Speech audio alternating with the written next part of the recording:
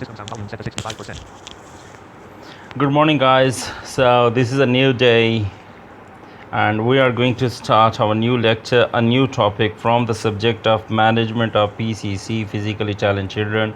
I'm Kashif Iqbal, working as a lecturer, special education. So, today we are going to discuss a new topic. The topic is concerned with the chapter number 6, and it is 6.3 proper medication and Screen off. adaptation of the school environment. Keep in your mind that we will complete this topic because this topic has another two subtopics, which are 6.3.1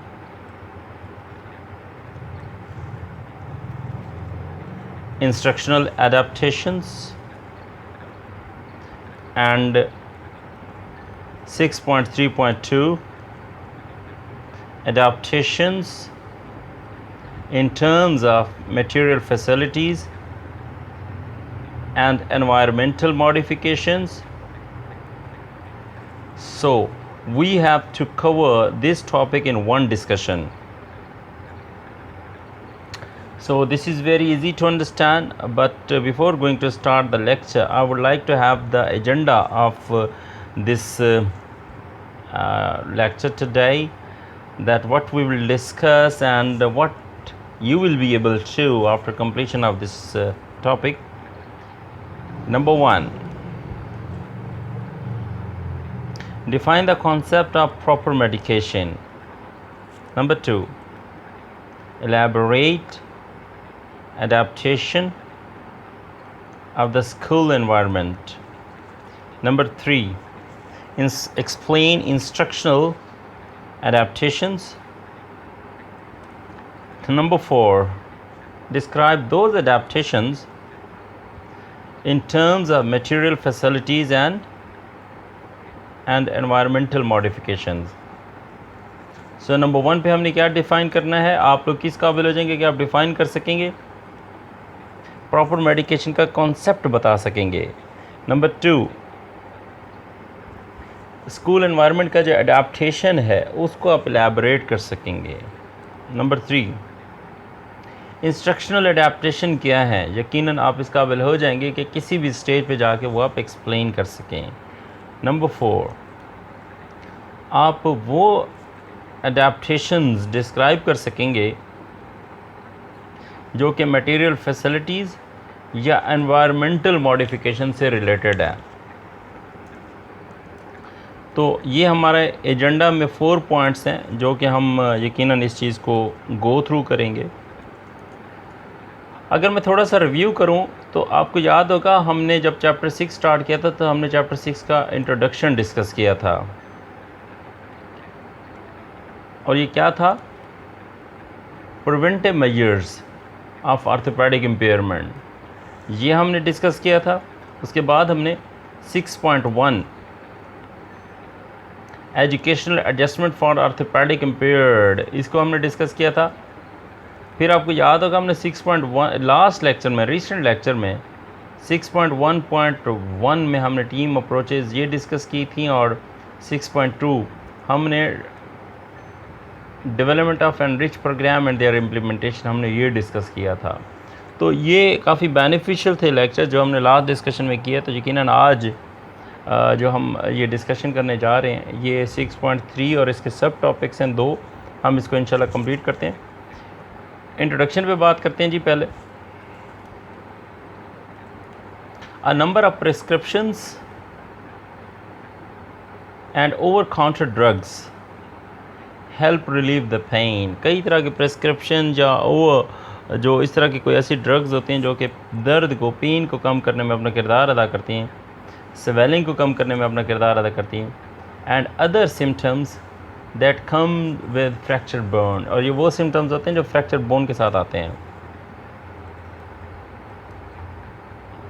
injured ligaments, जो ज़ख्मी जो ligaments होते हैं उनके साथ आते हैं, किसी डिजीज़ के साथ आते हैं. And degeneration of the joints and bones, और जॉइंट्स और बोन्स की डीजनरेशन की सूरत में सामने आते हैं. Managing pain is most important for your recovery. आपकी सेहत याबी के लिए पेन को मैनेज करना बहुत इम्पॉर्टेंट है। severe pain or pain that doesn't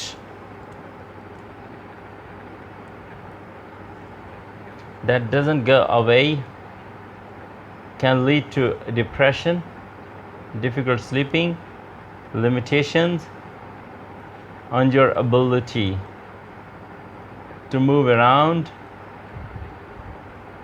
and changes to your daily activities. अच्छा, पेन अगर ख़त्म ना हो तो क्या होता है, आप डिप्रेशन में चले जाते हैं। शदीद आपकी डेली जो एक्टिविटीज़ होती हैं वो मुतासर होती हैं, इधर उधर घूमना फिरना, मोबिलिटी आपकी मुतासर होती है। All of these can slow down, ये सारी चीज़ें आपको स्लो कर देती हैं। और क्या स्लो करती हैं, आपकी हीलिंग को स्लो करती हैं। And prolong A painful bone conditions, और यकीनन एक पेनफुल बोन कंडीशन की सूरत जो है ना, जो सिचुएशन है वो थोड़ा काफ़ी अरसे के लिए रह जाती है। इसी वजह से कहा जाता है कि कोई भी अगर कंडीशन हो, आप हर कंडीशन में नॉर्मल रहें, रिलैक्स रहें, खुश रहें, हैप्पी रहें, सेटिस्फाई रहें। You should always consult with your doctor, हमेशा अपने डॉक्टर के साथ कंसल्ट करें। How best to deal with your pain, कि कौन सा बेहतर तरीका है कि आप अपने पेन के साथ बेहतरीन तरीके से डील कर सकें। Be careful about taking drugs you haven't had before, ऐसी मेडिसिन बिल्कुल यूज़ ना करें कि जो आपने पहले कभी नहीं ली। Be sure to tell your doctor about all drugs, अपने डॉक्टर को हर तरह के ड्रग्स के बारे में बताएं दैट यू आर टेकिंग, जो आप ले रहे हैं, इंक्लूडिंग ओवर काउंटर मेडिसिन, ऐसी मेडिसिन जो आपके पेन को कम करती हैं, उनको ओवर काउंटर मेडिसिन कहा जाता है। Also be sure to take any drug your doctor prescribe the way he or she tells you and for as long as you are asked to take। ये ज़रूर ज़हन में रखें कि आपके डॉक्टर जो आपको एडवाइस करते हैं कि मेडिसिन आपने कितना अरसा और कैसे लेनी है, ये सारा आपको पता होना चाहिए। नेक्स्ट पॉइंट है हमारे पास, avoid alcohol. Avoid using alcohol to relax and release pain, खुद को रिलैक्स करने के लिए या पेन को रिलीव करने के लिए आपने अल्कोहल से बचना है। वाइल इट में रिलैक्स मसल्स, अगरचे इससे मसल्स रिलैक्स ज़रूर होते हैं, it is not a pain reliever, लेकिन ये पेन रिलीवर नहीं है। Many doctors believe alcohol cause more problems than it solves, कि this is quite funny as well, कि अल्कोहल इतना प्रॉब्लम सॉल्व नहीं करती जितना ये प्रॉब्लम क्रिएट करती है। Alcohol is a major depressant and can be habit forming alcohol कोई ऐसी चीज़ है कि जिससे आपकी जो है ना एक मुस्तकिल आदत बन सकती है और आपको इसकी लत पड़ सकती है। इन एडिशन मज़ीद ये it can have serious side effects, इसके बहुत ज़्यादा साइड इफ़ेक्ट हैं, सीरियस हैं। With pain relieving drugs, pain relieving drugs लेने के साथ साथ अल्कोहल के बहुत ज़्यादा सीरियस जो है ना नुकसानात हैं। Alcohol is also fattening, alcohol आपको मोटा भी करती है। And tends to slow your recovery, और आपकी सेहत याबी को बहुत बहुत स्लो करती है।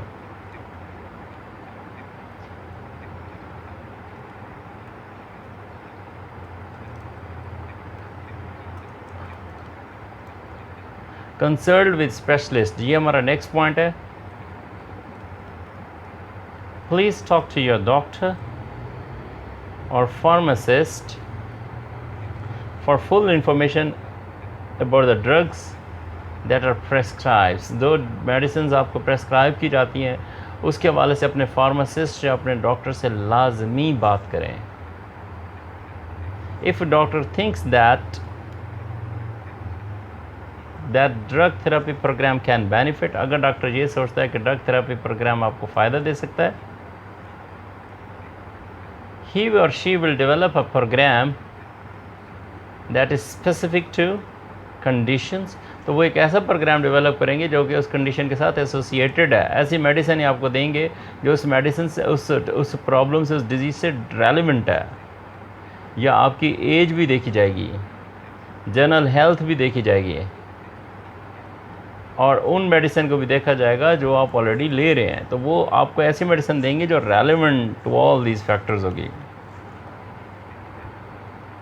Drugs should be taken as prescribe, drug उसी तरह ली जानी चाहिए जिस तरह उनको प्रेस्क्राइब किया जाता है। Tell doctors all drugs, doctor को अपनी ड्रग्स के बारे में पूरी तरह बताएं।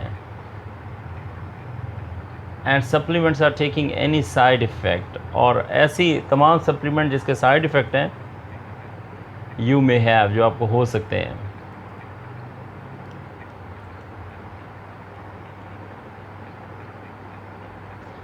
नेक्स्ट है एंटी डिप्रेसेंट्स।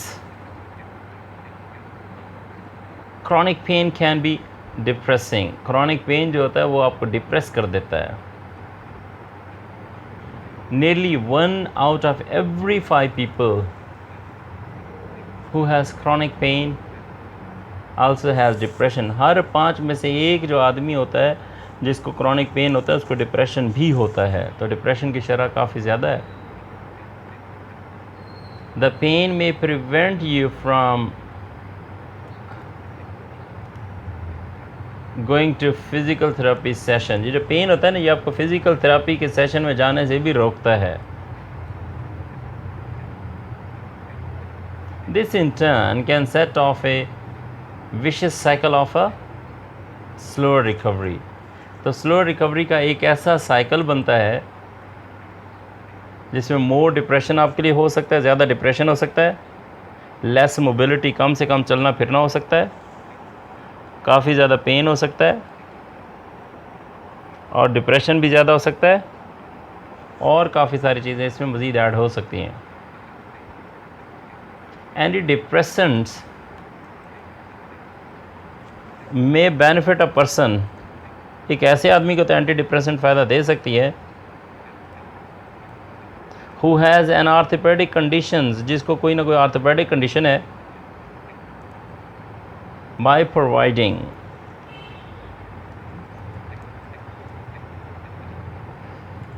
जिस बंदे को ऑर्थोपेडिक इम्पेयरमेंट है उसके लिए तो एंटी डिप्रेसेंट फ़ायदेमंद है। क्यों फ़ायदेमंद है? नंबर 1 बेटर स्लीप, बेहतरीन स्लीप के लिए। नंबर 2 पेन रिलीफ, दर्द रिलीफ करने के लिए। Number 3 depression relief, depression release करने के लिए। अच्छा, नेक्स्ट हमारे पास है anti seizures drugs, neuroleptic drugs are often prescribed. neuroleptic drugs जो है ना वो ऑफन अक्सर औकात प्रेस्क्राइब की जाती हैं टू रिलीव द स्टैबिंग और shooting pain that sometimes accompanied nerve injuries, damage or degeneration। ये जो न्यूरोलेप्टिक ड्रग्स होती हैं वो इसलिए प्रेस्क्राइब की जाती हैं अक्सर औकात ताकि जो बढ़ता हुआ जो पेन है उसको कम किया जा सके, और इस पेन के साथ जो एसोसिएशंस हैं, नर्व इंजरी भी है, डैमेज भी है, या उसकी डीजनरेशन भी है। अभी एग्ज़ाम्पल की अगर बात की जाए, इसमें अडेप्टिव स्कूल एनवायरनमेंट है।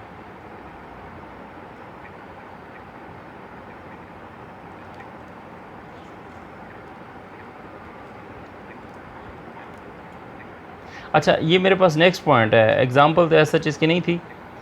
एडेप्टिव स्कूल एनवायरनमेंट की हम लोग बात करते हैं, जो कि proper medication and adaptive school है, चूँकि हमारा टॉपिक था 6.3 मेन ना, तो अब हम उस पर एडेप्टिव स्कूल एनवायरनमेंट की बात करते हैं। इसमें सबसे पहले हमारे पास है introduction. An orthopedic impairment is a physical bodily impairment that is so severe that it negatively impacts a student's academic performance. एक ऑर्थोपेडिक इम्पेयरमेंट क्या है? फिज़िकल बॉडी की एक इम्पेयरमेंट है जो इतनी ज़्यादा सीवियर होती है कि वो बच्चे की जो एकेडमिक परफॉर्मेंस है उस पर नेगेटिवली अफेक्ट करती है. An orthopedic impairment can be caused by many different diseases or injuries. Orthopaedic impairment कई डिजीज़ या इंजरीज़ की वजह से हो सकती है, जिसमें such as genetic disorders / abnormalities. Genetic disorders भी हैं, एबनॉर्मेलिटीज़ भी हैं. सेरेब्रल पॉल्जी है, मस्कुलर डिस्ट्रॉफी है, स्पाइनल कॉर्ड इंजरी है या स्पाइना बिफिडा है. Students with orthopaedic impairment usually require multiple accommodation throughout the school day and sometimes have a nurse or a one-to-one assistant who is with them at all times.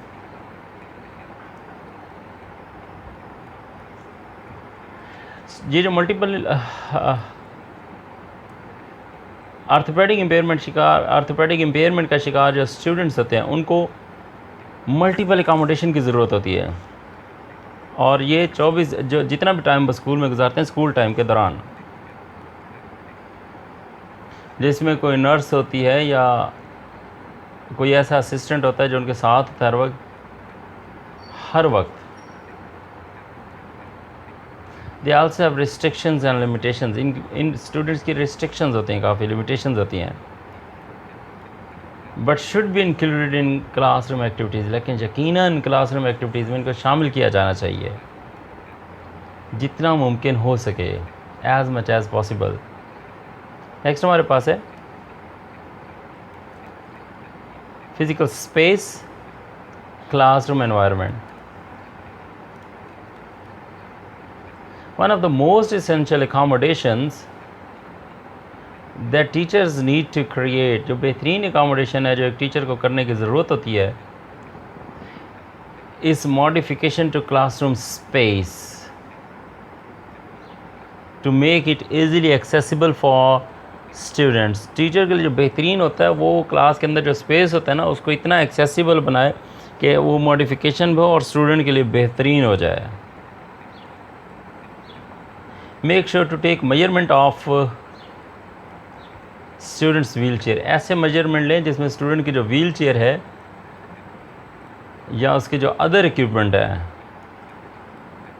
वो facilitate किए जा सकें,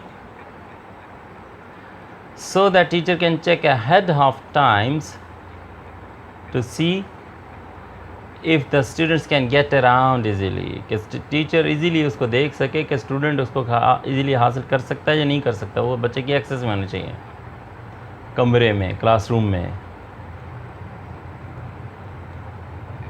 teacher will want to incorporate. Teacher को चाहिए कि वो incorporate करे and open classroom floor plan. और क्लास का जो फ्लोर प्लान है वो इनकॉर्पोरेट करे, ओपन करे. And limit the amount of furniture. और क्लासरूम के अंदर जो अमाउंट है ना फर्नीचर की जो तादाद उसको ज़रा कम करे ताकि स्टूडेंट्स की एक्सेसिबिलिटी ज़्यादा से ज़्यादा पॉसिबल हो सके. Remember that student nurse will need a small area. कि स्टूडेंट की जो नर्स है उसको बहुत कम एरिया की ज़रूरत है, जिसमें एक स्मॉल छोटा सा टेबल हो सकता है या एक चेयर हो सकती है. और ये क्लास जो स्टाफ रूम होता है या टीचर्स रूम होता है वहाँ भी उनको दिया जा सकता है.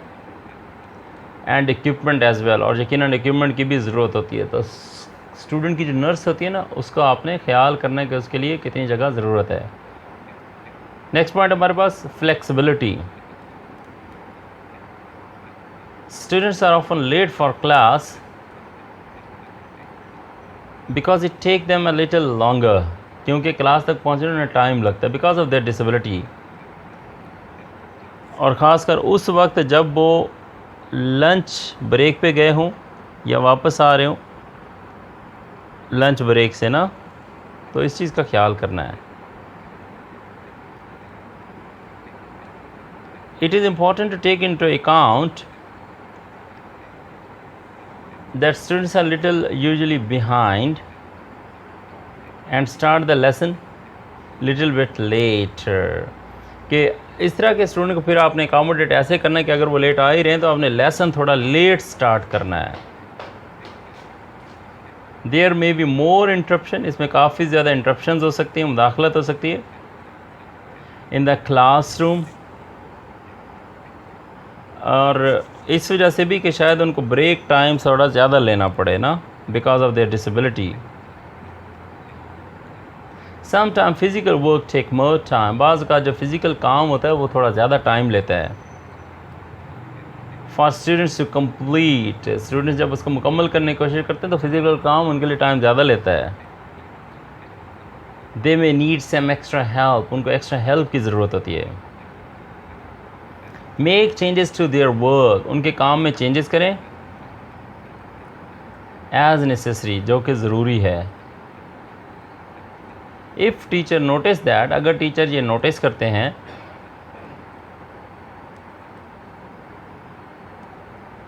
That it is too much for them, कि अगर टीचर ये नोटिस करें कि ये काम उनके लिए बहुत ज़्यादा ज़रूरी है, तो definitely it requires modification.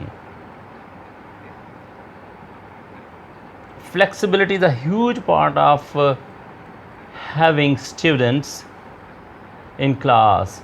Flexibility students के की जितनी भी, आप बेहतरीन टीचर यकीनन आपको, अगर आप होना चाहते हैं, बेस्ट टीचर बनना चाहते हैं, फ्लेक्सिबिलिटी आपको लेके आनी पड़ेगी स्पेशल एजुकेशन में. Remember that to help them succeed, कामयाबी के लिए, अगर आप उनको कामयाबी देना ही चाहते हैं, उनकी कामयाबी के लिए आपको ज़रूर याद रखना होगा they may need some flexibility in their school day. School के टाइम में या स्कूल के औकात में उनको फ्लेक्सिबिलिटी की बहुत ज़्यादा ज़रूरत होती है. नेक्स्ट हमारे पास पॉइंट है tools and equipment. Many students have difficulty writing correctly, कई स्टूडेंट्स को ठीक तरीके से लिखने का इशू होता है. And need a special pencil grip, उनको एक स्पेशल पेंसिल ग्रिप की ज़रूरत होती है. एंड बिगर लाइन पेपर, ऐसा पेपर जिसके ऊपर बड़ी बड़ी लाइंस होती हैं. They also have a slant boards that sits on their desk, उनको एक ऐसा स्लैंट बोर्ड की ज़रूरत है जो उनके डेस्क पे ही पड़ा होता है. So their work is closer to their face, और उनका काम उनके चेहरे के करीब हो. And they can see it better, और वो उसको बहुत अच्छे तरीके से देख सकते हों. Student requires a special desk that fits over their wheelchair and a modified toilet seat, और उनको एक modified toilet seat की भी ज़रूरत होती है to use in the bathroom. और ऐसी ये सीट ऐसी होती है, modified toilet seat होती है, जो कि टॉयलेट में, वॉशरूम में यूज़ हो सकती है. Make sure that all of the correct equipment, make sure करना होगा कि जितना भी करेक्ट इक्विपमेंट है that student need is ready, जो स्टूडेंट को ज़रूरत है वो तैयार है, और वो बच्चों के लिए इजीली एक्सेसिबल भी है.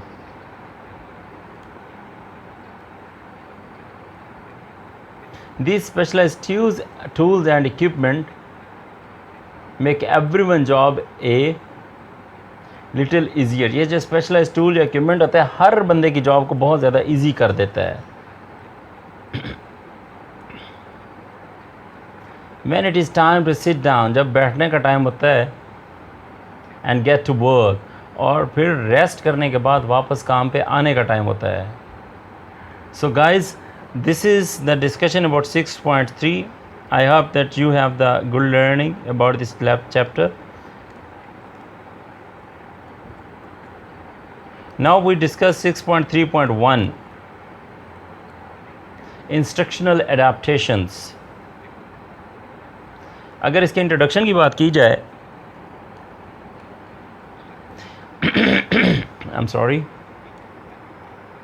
every classroom teachers tries to adapt the curriculum and their teaching procedures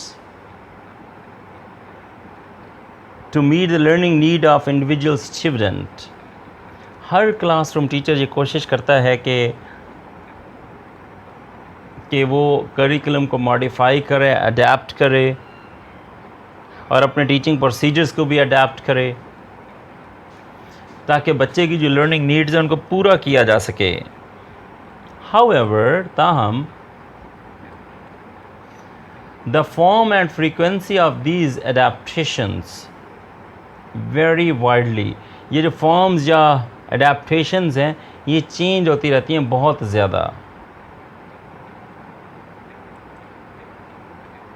some teachers make frequent adaptations, कुछ टीचर जो है ना वो फ्रीक्वेंट अडेप्टेशंस करते हैं, and others make infrequent adaptations, और कुछ जो है ना इनफ्रीक्वेंट अडेप्टेशंस करते हैं. Some make adaptation just for those, कुछ अडेप्टेशंस इसलिए करते हैं, जस्ट फॉर दोज, सिर्फ उनके लिए करते हैं, for those student instead who have been identified as an intellectual disabilities. ऐसे बच्चे जिनको intellectual disability होती है, या और a specific learning disability, या एक specific learning disability होती है. learning disability की तादाद 4 है. Number 1 dysgraphia, dyscalculia, dyslexia and dyspraxia. तो ये learning disabilities हैं. while others make adaptations for any student who is observed to be falling behind, या किसी ऐसे स्टूडेंट के लिए जो क्लास के साथ ना चल रहा हो, बहुत ज़्यादा पीछे चल रहा हो, तो इस तरह के स्टूडेंट के लिए टीचर यकीनन अडेप्टेशन करते हैं. तो ये एक तरह की अडेप्टेशन है. दूसरे नंबर पे, some teachers make adaptation just for key competencies, सिर्फ की कॉम्पिटेंसीज के लिए अडेप्टेशन करते हैं, such as reading and other make adaptations. अब ये पहले नंबर पे तो मेजर अडाप्टेशन है, दूसरे नंबर पे की अडाप्टेशंस है, तीसरे नंबर पे अभी हम देखने लगे हैं and other adaptations across a range of curriculum areas, और फिर करिकुलम के हवाले से अडाप्टेशन की जाती हैं.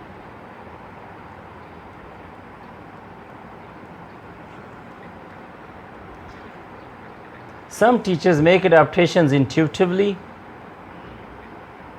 कुछ टीचर्स जो है ना अपनी अडाप्टेशन इंट्यूटिवली करते हैं. इंट्यूटिवली का वर्ड इंट्यूशन से निकला है. इंट्यूशन कहते हैं वजदान को, और वजदान किसे कहते हैं? ऐसी की बात जो हम अपने एक्सपीरियंस पे की बिना पे कहें और वो पूरी हो जाए को. तो कुछ टीचर्स जो अडाप्टेशन करते हैं वो अपने एक्सपीरियंस की बिना पे करते हैं, इंट्यूटिवली करते हैं. सम teachers base their adaptations on the result of diagnostic testing, और कुछ अडाप्टेशन करते हैं डायग्नोस्टिक टेस्ट की बिना पे. And some base the adaptation, और कुछ की जो अडाप्टेशन होती है on the result of curriculum base measurement, curriculum base जो मेजरमेंट करते हैं उसकी बेस पे अडाप्टेशन करते हैं. और other forms of progress monitoring, और इसमें किसी और तरह की भी जो प्रोग्रेस मॉनिटरिंग है वो शामिल होती है. सम मेक अडाप्टेशंस, कुछ ऐसे अडाप्टेशन करते हैं which are effective in helping students, जो इफ़ेक्टिव होती हैं बच्चे की मदद करने में, to overcome a particular learning disability, जो बच्चे की मदद करती हैं किसी भी तरह की मखसूस लर्निंग डिसेबिलिटी पे काबू पाने में. एंड अदर मेक अडाप्टेशंस, और बाकी जो है ना अडाप्टेशन करते हैं, which have little or no effect on students learning, जो बच्चे के ऊपर किसी भी तरह का कोई इफ़ेक्ट नहीं डालती हैं। नेक्स्ट पॉइंट हमारे पास effect of factors. All of these factors contribute to variability, ये तमाम जो फैक्टर्स हैं वो कंट्रीब्यूट करते हैं वेरिएबिलिटी में in classroom practices and the resulting variability, और फिर रिजल्ट होते हैं किसी और तरह की वेरिएबिलिटी में in the learning and individual student, और ये बच्चे की जो लर्निंग होती है उसकी सूरत में फिर ये ज़ाहिर होते हैं, उसमें यकीनन वेरिएशंस आती हैं, और ये वेरिएशन हमेशा होती सक्सेस की जानिब है। However, while much of this is known as intuitively, ताहम ज़्यादातर जो है ना इसको इंट्यूशन से जाना जाता है।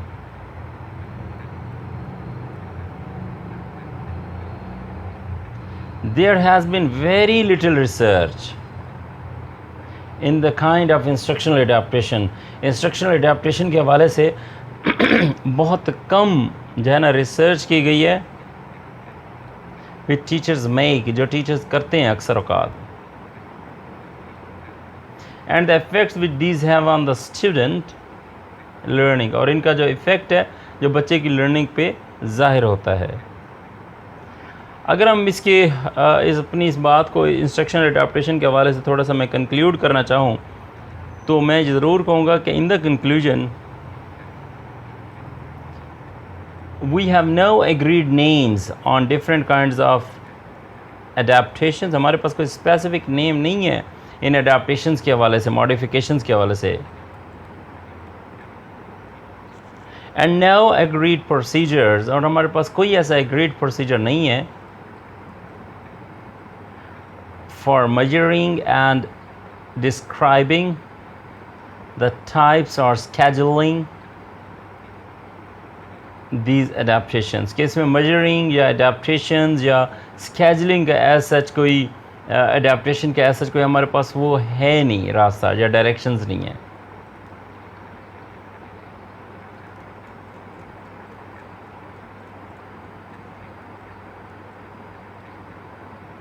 This make it also impossible to control, तो यकीनन इसको कंट्रोल करना almost impossible ही लगता है, and to describe, और यकीनन describe करना भी, the teaching procedure used in the experimental analyses of the effects of the teaching on learning in the classroom, तो यकीनन ये टीचिंग और लर्निंग का जो प्रोसेस है क्लासरूम में,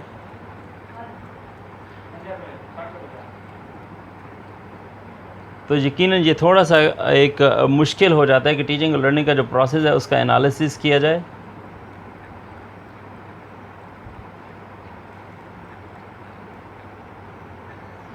तो this is the final thought for this 6.3.1. Now we are going to discuss 6.3.2.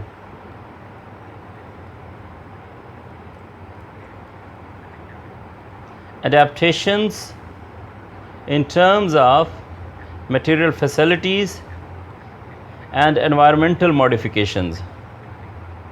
अच्छा, ये यहाँ पे आप स्लाइड पे देखेंगे कि डेफिनेशन ऑफ अडेप्टेशन आपको नज़र आ रहा होगा। अच्छा, इसकी डेफिनेशन देख लेते हैं ज़रा अडेप्टेशन की। Any alteration in the structure or function of an organism or any of its part that results from natural selection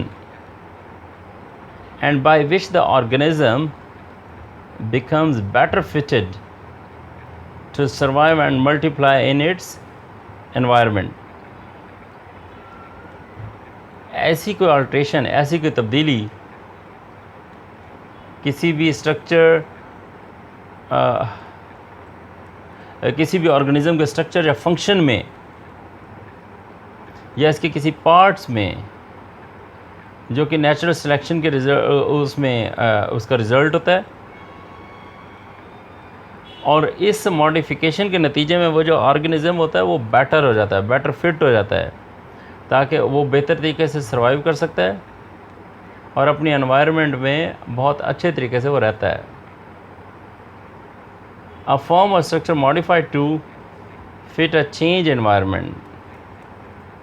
तो ये मॉडिफिकेशन यकीनन एनवायरनमेंट को भी चेंज करने में अपना एक किरदार अदा करती है, जिसकी एक फॉर्म कंसीडर की जाती है। नेक्स्ट पॉइंट हमारे पास adapting classroom environments for young children with special needs. अब हम अपनी इस अडेप्टेशन को स्पेशल एजुकेशन से रिलेट करने की कोशिश करते हैं। As a teacher,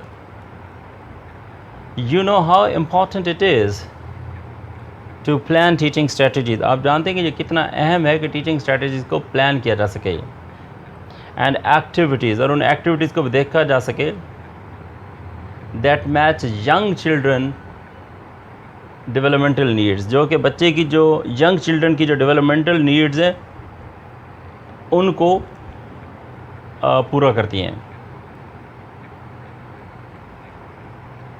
children with a learning disability के साथ जो बच्चा होता है या जिसको स्पीच और लैंग्वेज डिसऑर्डर होता है, हियरिंग और विजुअल इम्पेयरमेंट भी हो सकती है, फिज़िकल डिसेबिलिटी भी हो सकती है, ऑटिज़म स्पेक्ट्रम डिसऑर्डर भी हो सकता है जिसको ASD कहा जाता है, attention deficit hyperactive disorder ADHD भी हो सकता है, और अदर टाइप ऑफ इम्पेयरमेंट या बाकी और तरह की इम्पेयरमेंट दैट में नीड स्पेशल एकोमोडेशन, जिनको स्पेशल एकोमोडेशन और मॉडिफिकेशन की ज़रूरत होती है इन द क्लासरूम में।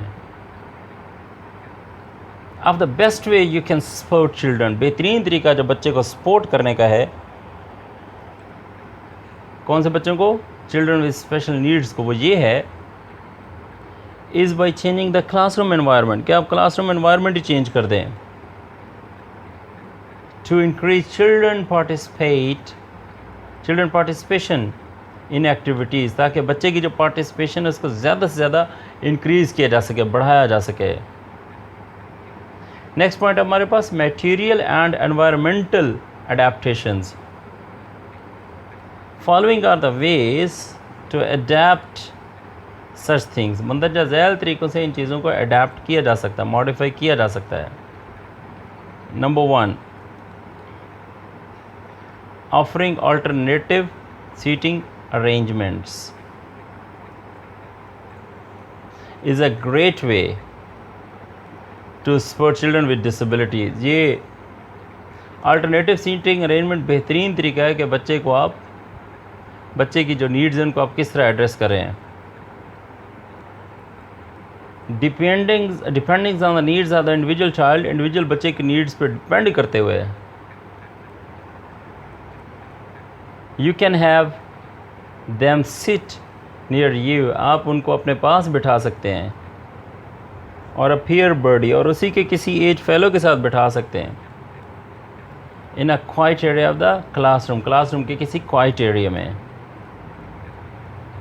और providing an alternative seating options, और कोई भी अल्टरनेटिव सीटिंग ऑप्शन प्रोवाइड करते हुए, for example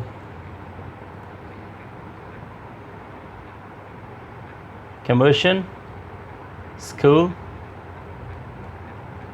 that will help them focus in class, जो कि इनकी मदद करेगी क्लास में फोकस करने से। Point number 2, rearranging the layout of the classroom का जो एनवायरनमेंट है उसको, क्लासरूम का जो लेआउट है उसको रीअरेंज करना, specially in regards to classroom furniture, ख़ासकर क्लासरूम फर्नीचर के हवाले से। can also help with children with special needs move more easily around the classrooms। children with special needs की बहुत ज़्यादा मदद करेगी, वो क्लासरूम में बहुत ईजी तरीके से मूव कर सकें। Number 3, limiting visual clutter on walls, दीवारों के ऊपर लगे हुए जो क्लटर्स हैं उनको कम से कम करना। Can help reduce distractions, clutters कहते हैं रुकावटों को, जहाँ पे जो सेंस लिया गया है दीवारों के ऊपर कोई ऐसी चीज़ें आवेज़ा नहीं होनी चाहिए जिससे बच्चों की जो अटेंशन है वो डाइवर्ट हो, और ख़ासकर उन बच्चों के लिए जो ऑटिज़म का शिकार होते हैं, चिल्ड्रन विद ऑटिज़म और ADHD या attention deficit hyperactive disorder, ADHD का शिकार या ऑटिज़म का शिकार, क्योंकि ये दोनों डेवलपमेंटल डिसऑर्डर्स हैं, डेवलपमेंटल डिलेज़ हैं। तो इस तरह के शिकार जो बच्चे अगर आपकी क्लास में मौजूद हैं तो दीवारों पे कोई ऐसी चीज़ नहीं होनी चाहिए जिससे उनकी अटेंशन डाइवर्ट हो। नंबर 4, प्ले सॉफ्ट म्यूज़िक और provide white noise throughout the day to help with sensory stimulation। आप उनको सॉफ्ट म्यूज़िक या वाइट नॉइज़ मतलब सॉफ्ट साउंड प्रोवाइड करें ताकि उनकी जो सेंसरी है, जो सेंसेस हैं, उनको स्टिमुलेट किया जा सके। Number 5, reducing the noise levels in the classroom can help children with a visual or hearing impairment.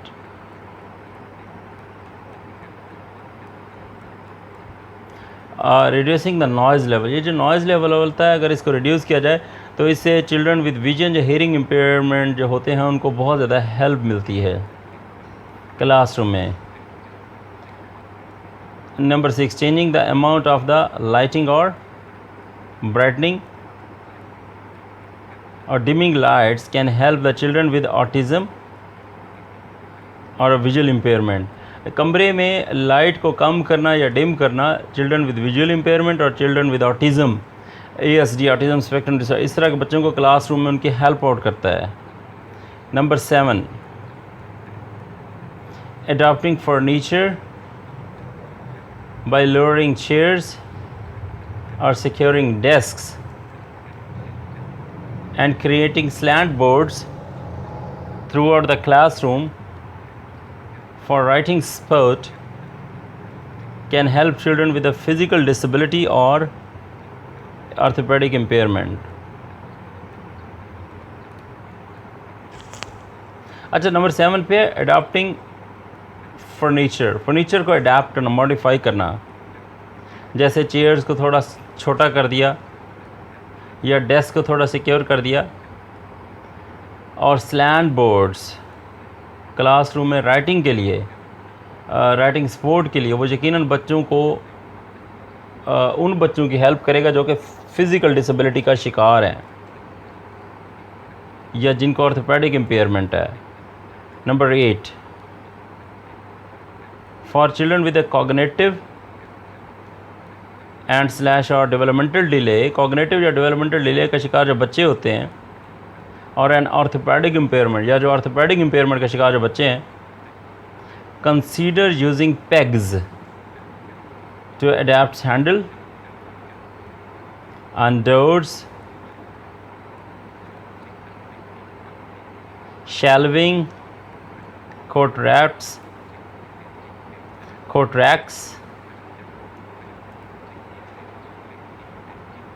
backpack areas and puzzles।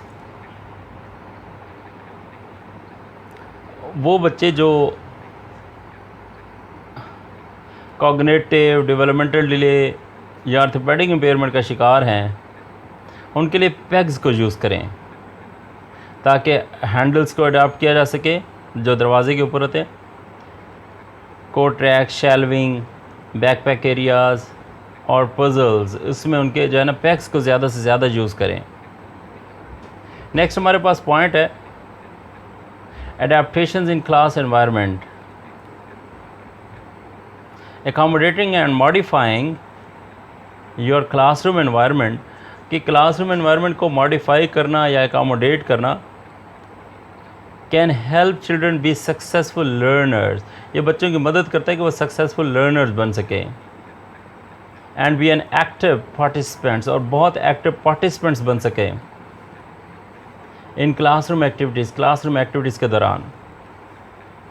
But remember that deciding which accommodation or modification you should use will be mostly dependent on individual child and your teaching objectives. लेकिन हमेशा याद रखें कि decide करना ज़रूरी है कि कौन सी एकोमोडेशन या मॉडिफिकेशन आपको यूज़ करनी चाहिए, जो कि इंडिविजुअल चाइल्ड पर डिपेंड करेगी और आपके टीचिंग ऑब्जेक्टिव को अचीव करने में भी आपकी हेल्प करेगी. तो ये हमारे पास आज की डिस्कशन थी. चैप्टर नंबर 6 से हमने 6.3, 6.3.1 और 6.3.2 डिस्कस किया. I hope that you people have a good learning today, you have the good understanding as well. So if you have any questions you may ask. Thank you very much. Take good care.